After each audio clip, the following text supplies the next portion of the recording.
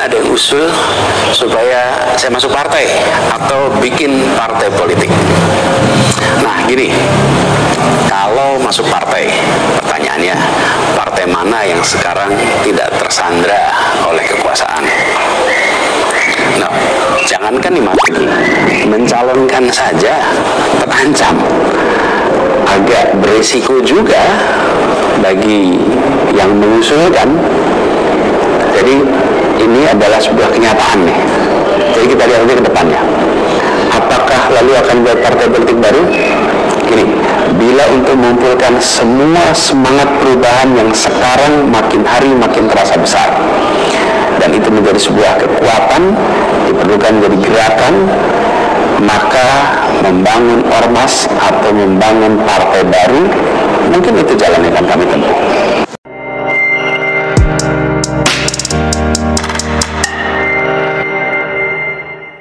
Bismillahirrahmanirrahim. Assalamualaikum warahmatullahi wabarakatuh. Sahabat IDN Project Channel yang dirahmati Allah SWT. Kali ini kita akan angkat sebuah berita yang sekali lagi kami ambil di portal islam.id. Ya, judulnya politisi Nasdem benarkan dengan tanda kutip pernyataan Anies Baswedan.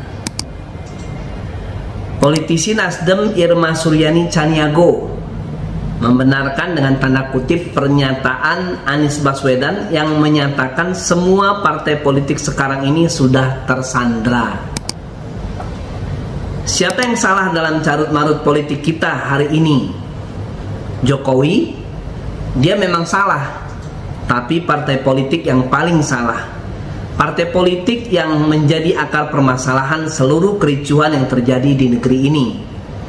Kenapa? Karena semua partai politik itu pragmatis atau tidak ada lagi yang idealis, ujar Bu Irma di forum mahasiswa. Ini dia videonya. Jokowi bisa sekuat ini, kenapa? Karena partai politiknya korup. Karena partai politiknya bisa disogok. Karena partai politiknya bisa dikuasai. Makanya jadi hebat. Coba kalau partai politiknya nggak pragmatis, coba kalau partai politiknya nggak korup, nggak bakal bisa digenggam sama Jokowi. Siapa dia? Tapi apakah kita harus membenahi ini? Harus. Nggak boleh juga dia mentang-mentang, nggak boleh juga dia semena-mena. Ini negara harus benar, harus kita lawan juga.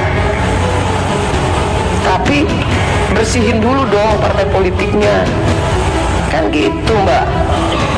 Partai politiknya benerin dulu. Ini Pak Golkar ada di kabinet. Sampai hari ini Nazim juga belum keluar dari kabinet.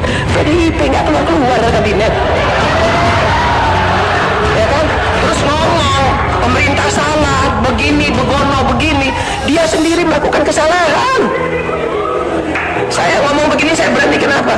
Ada satu Pak JK yang ingin saya sampaikan dengan Bapak yang saya sangat menghormati. Kalau di DPR itu Pak JK, kalau mau nyolong diem, kalau nggak nyolong baru boleh ngomong. Gitu Pak JK. Di DPR itu saya mendapatkan istilah itu. Irma, kalau kamu kritis, kamu jangan nyolong. Tapi kalau kamu mau nyolong, kamu diem-diem aja. Jangan ngomong-ngomong. Jadi aja follower. Itu yang terjadi sekarang. Rusak parlemen kita ini.